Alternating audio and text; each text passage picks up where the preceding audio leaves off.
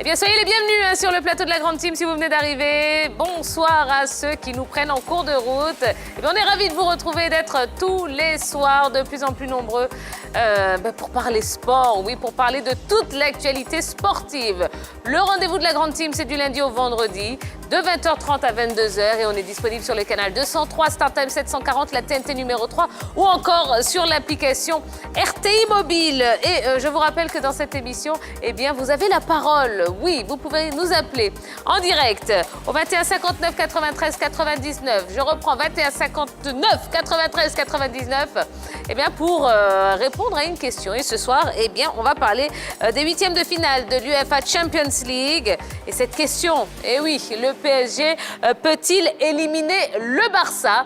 Eh bien, vous nous direz tout à l'heure ce que vous en pensez. Alors, pour les plus impatients, vous pouvez dès à présent aller sur la page Facebook de la 3 pour nous laisser un petit commentaire et eh bien, on se fera un plaisir de vous lire. Allez, il est l'heure de recevoir notre invité de ce soir. Et on démarre cette semaine avec une dame, oui, footballeuse. Elle a porté à plusieurs reprises le maillot de la Côte d'Ivoire et évolué dans de nombreux clubs. C'est désormais au Jeonju, au club Jeonju, donc en Corée du Sud, qu'elle fait montre de son talent.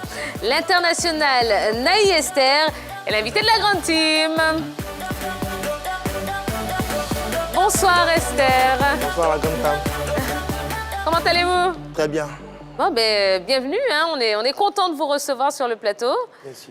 Alors, Esther, vous jouez en Corée du Sud.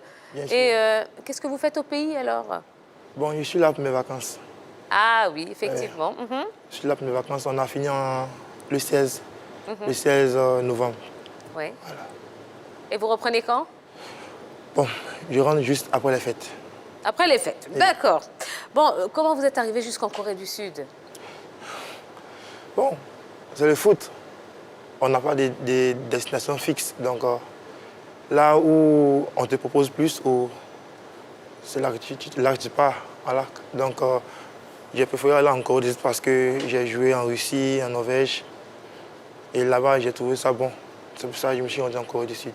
Alors, vous avez trouvé ça bon Oui. En termes de niveau sportif? Non, de contrat. En termes de contrat, oui. Oui.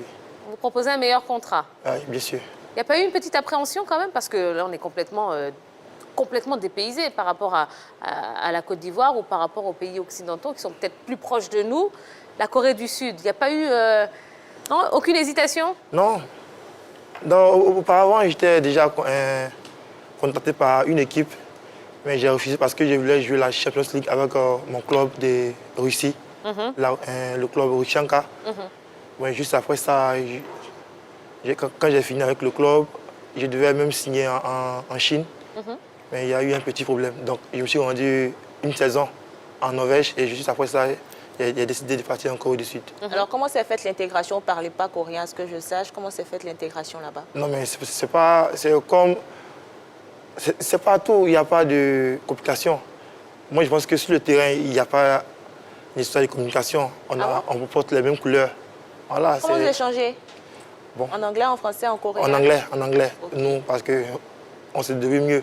En anglais, on fait ce qu'on peut faire. Voilà. Alors, on va parler de votre saison. Hein. Vous pouvez nous faire le point de la saison? Comment ça s'est passé? Quelles sont les satisfactions aussi de cette saison? Bon, je pense que je note notre saison très bien parce qu'on a commencé avec un nouveau coach, voilà, qui connaît bien le championnat, mais c'est sa première saison avec nous, qui demandait plus de résultats. Et je pense qu'on a commencé très bien le championnat. Mais par contre, l'équipe, mais moi, parce que le coach voulait me faire jouer à un poste que je refusais. Et en plein championnat. À quel poste exactement? En pointe. Oui. Ouais. Et vous ne vous sentiez pas à l'aise? En pointe, c'est difficile pour moi. Parce que j'ai dit au coach que si tu veux me faire jouer en pointe, c'est lors des préparations. Le coach m'a utilisé d'abord toute la préparation en pointe et après, le championnat commence, il me met sur le côté. Et j'ai eu à discuter avec le coach agent pour dire, voilà, l'attaquant des pointes et les liés n'ont pas la même manière de voir les choses. Donc maintenant, ça joue un peu sur moi parce que je n'ai pas le souffle de l'ailier.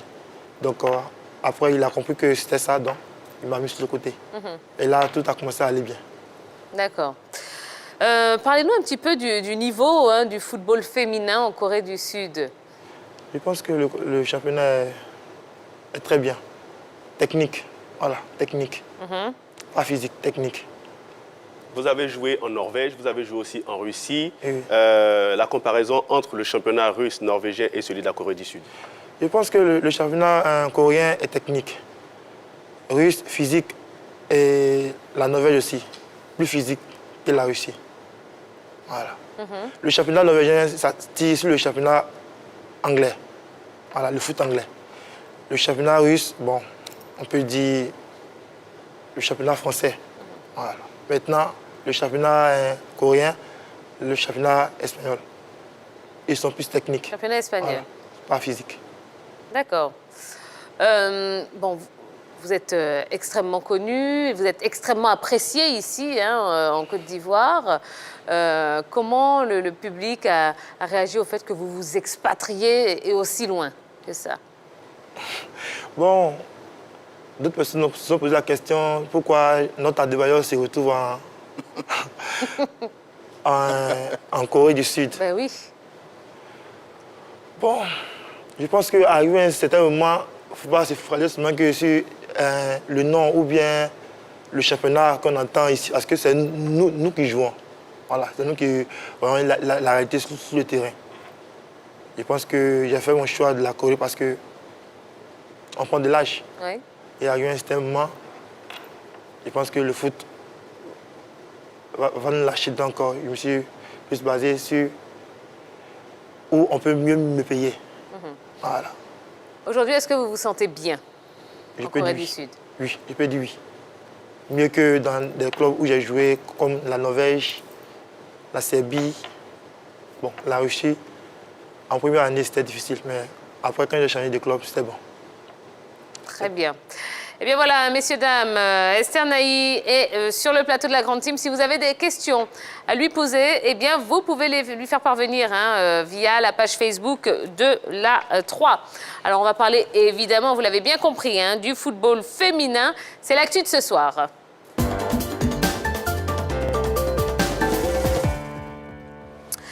La Confédération africaine de football veut faire du football féminin une discipline qui compte. Aussi a-t-elle élaboré une stratégie. De quoi s'agit-il? Eh bien, essayons de comprendre. Le plan quadriennal qui s'étend sur la période initiale 2020-2023 a été conçu en tenant compte des particularités du continent. Il réitère l'engagement de la CAF à développer le football féminin à tous les niveaux vers de nouveaux sommets. À travers le slogan « It's time, it's now », la stratégie qui est également la nouvelle identité du football féminin servira de référence pour la promotion et le développement du sport sur tout le continent et de guide de réussite pour les associations membres et autres parties prenantes.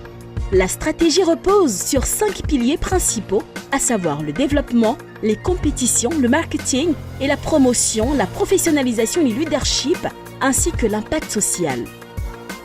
Il s'agira donc pour la CAF d'accélérer la croissance du football féminin à tous les niveaux, partout en Afrique, en multipliant les opportunités de jeu pour les femmes et les filles, créer une marque de football féminin forte et fédératrice tirant parti des valeurs africaines et ayant un attrait régional et mondial, tout en étant alimentée par l'esprit de famille, de passion et de culture, garantir que les efforts en faveur du développement du football féminin sont durables et enfin, tirer parti du pouvoir du football pour créer un impact social positif sur les femmes et les filles africaines. En outre, privilégier l'utilisation du football comme outil pour éduquer les jeunes filles, autonomiser et encourager la participation. Comme on le voit, c'est un gros projet ambitieux dans lequel se lance la Confédération africaine de football. Alors, quel sera le plus gros défi de la CAF dans la mise en œuvre de ce plan? Yellow. Alors, le plus gros défi d'abord pour moi, c'est de faire accepter le football féminin sous nos cieux parce que ce n'est pas assez évident de voir des femmes jouer au football en Afrique. Et ensuite, il faudrait une volonté politique parce que quand on va voir le domaine culturel, envoyer les filles jouer au football, il faudrait aussi le côté politique pour pouvoir pousser ces filles-là, pouvoir créer des infrastructures, pouvoir aider ces filles-là dans ce qu'elles auront choisi, c'est-à-dire le football féminin. D'accord. Je vais poser la même question à Anaï Esther. Ce sera quoi le plus gros défi? Je pense qu'elle vient de tout dire. D'abord, le football ici en Afrique, c'est pas... on a besoin de visibilité parce que c'est dur pour nous d'avoir des sponsors et tout ça. Je pense que si la CAF a organisé cet événement, je pense que bon, ils auront des moyens, mettre des moyens en jeu pour qu'on puisse faire notre mieux. Quoi. Oui. Voilà. D'accord. C'est un problème d'image, en fait, Voilà, par rapport au continent. Oui, bien sûr. D'accord. Le plus gros défi, ce sera la rigueur et la transparence des fonds qui seront alloués pour le développement du football féminin en Afrique. Parce que très souvent, il y a beaucoup de scandales au niveau de la gestion de ces fonds qu'on alloue aux fédérations. Et je crois que c'est là le gros défi. Si ces fonds sont bien gérés avec rigueur, avec détermination, je crois que le football féminin pourra se développer sur notre continent. C'est-à-dire que moi, je vois deux niveaux. Le premier niveau, c'est augmenter le nombre de compétitions. Parce qu'il n'y en a pas beaucoup sur le continent quand on regarde. Il y a une ligue qui est annoncée. On va peut-être penser à une autre coupe CAF, comme c'est fait chez les garçons. Une super coupe aussi, pourquoi pas. Et puis, au plan local, au plan domestique, insister pour qu'il y ait de véritables championnats de football féminin dans nos différents pays, avec tous les éléments qu'il faut pour pouvoir avoir de véritables compétitions. Le deuxième élément, c'est l'impact social. C'est-à-dire que, comme dit Yellow, c'est de pouvoir intéresser les jeunes filles au football. Parce qu'on a le sentiment que le football féminin appartient un peu à un cercle fermé où les jeunes filles qui jouent au football sont un peu cataloguées, étiquetées par rapport à leur façon d'être. Donc il faut peut-être briser ce mur-là pour intéresser toutes les jeunes filles au football. Et ça va être l'enjeu le plus important. C'est pour ça d'ailleurs que la FIF dit qu'il faut... Il y a de la FIF. La CAF dit qu'il faut introduire cela comme un moyen d'impactation sociale pour faire de l'éducation, de la mobilisation, de la sensibilisation, pour encadrer les jeunes femmes. Et voilà, à mon avis, les deux enjeux véritables par rapport à ce grand projet. Si on réussit ça, je pense qu'on aura peut-être réussi à créer un vrai boom pour permettre au football féminin de se développer véritablement sur le continent africain. Alors Esther, qu'est-ce que vous pensez de l'idée de privilégier l'utilisation du football comme outil pour éduquer les jeunes filles? Je pense que c'est déjà bon parce qu'il n'y a pas je pense bien, de centre d'information ici en Côte d'Ivoire. Ici en Côte d'Ivoire, il n'y en a pas.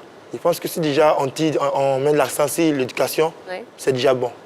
C'est déjà bon. Parce qu'il y a ça chez les hommes. Dans les centres de formation, il y a l'éducation foot. Donc si on le fait ici aussi, ça va. Moi, je pense que la CAF doit mettre l'accent sur ça et aussi sur la gestion. Comme vient de le dire tout de suite le grand frère, c'est difficile pour nous. L'argent qu'on donne, les subventions, ne viennent pas au club. Je pense qu'il doit aussi mettre l'accent sur ça. Ceux qui vont donner, qu'ils suivent ça de près. Voilà. Parce qu'on joue au foot là. Nous qui jouons au foot, c'est aussi un métier pour nous. Vous voyez, ici en Côte d'Ivoire, je pense que si la CAF le fait aujourd'hui, qu'ils mettent l'accent là-dessus, je pense qu'il y aura de bons résultats. Mais l'éducation, c'est l'un des principes du sport. C'est-à-dire que le sport, c'est vrai que c'est une compétition, c'est connu, c'est un moyen de rapprochement, c'est connu, mais surtout c'est un moyen d'éducation avec toutes les valeurs que cela entraîne. Courage, abnégation, travail, sens du sacrifice par rapport à atteindre des résultats. Donc le sport sert à ça. Et deuxièmement, il faut que ça serve surtout d'impact pour susciter, comme je l'ai dit tout à l'heure, un engouement, encadrer des jeunes filles et les occuper.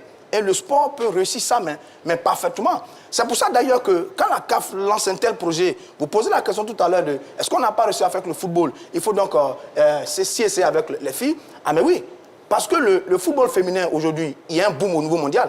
On a vu la dernière Coupe du Monde en France qui a suscité un engouement même pas possible au niveau des téléspectateurs et au niveau médiatique et tout ça. On voit les compétitions au niveau des clubs. La Ligue des champions féminines en Europe, ça marche très bien. On voit le championnat de France avec Lyon et Marseille, ça marche très bien. Également en Allemagne et dans tous les pays. Mais il ne faut pas justement que le football africain reste en marge de ce train de développement. Et donc la CAF a parfaitement raison de maintenant initier ce type d'initiative pour ne pas que justement on ait les mêmes problèmes qu'on a eu avec le football féminin, avec le football masculin, qu'on ait ces mêmes problème avec le football féminin. Parce qu'il y a un boom, il faut que l'Afrique se lance dans ce boom-là pour que des années après, on n'ait pas ce mode de doigt par rapport au football féminin. Il n'y a pas meilleur sport pour éduquer l'être humain que le football. Le football prône beaucoup de valeurs.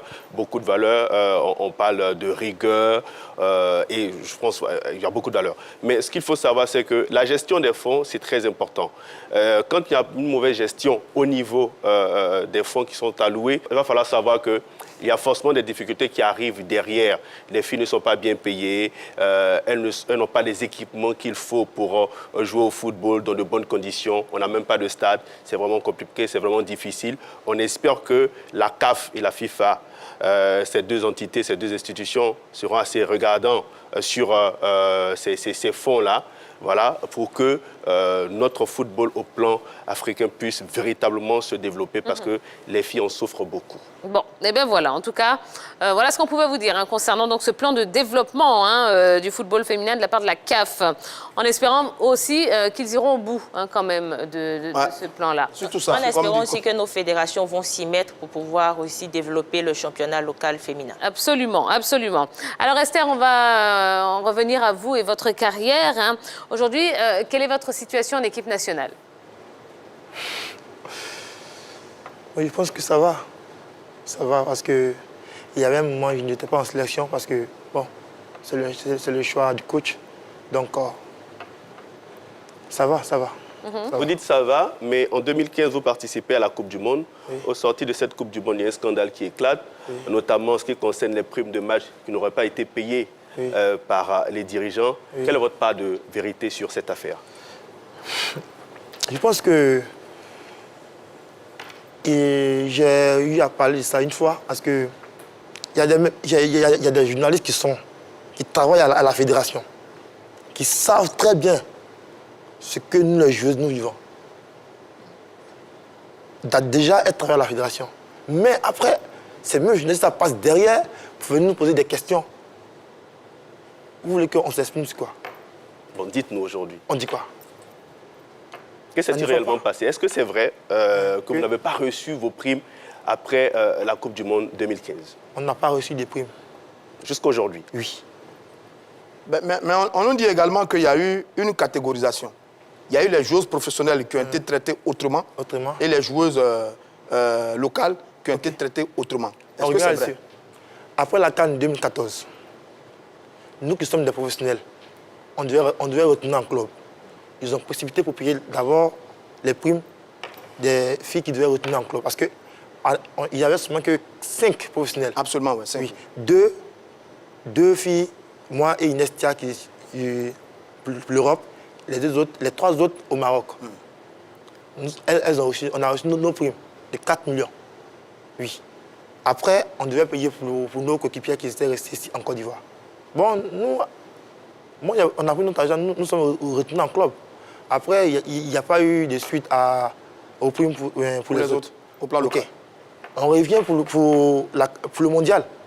Ça arrive maintenant. L'argent de la CAN. 2014. Oui. Plus notre prime de qualif pour le mondial. Vous n'avez pas perçu ça jusqu'à aujourd'hui. Et quelles sont les démarches qui ont été entreprises pour que vous puissiez rentrer en possession de... Il n'y a pas eu de démarches. Il n'y a pas eu de démarches. Il n'y a pas eu de démarche. Je crois qu'à cette époque, c'est vous qui étiez la capitaine. Moi, j'étais capitaine à la CAN 2014. Juste après la CAN, je n'étais plus capitaine. Sur la question de votre situation avec la sélection nationale, vous avez répondu tout doucement. C'était le choix de l'entraîneur. Vous avez un peu botté en touche.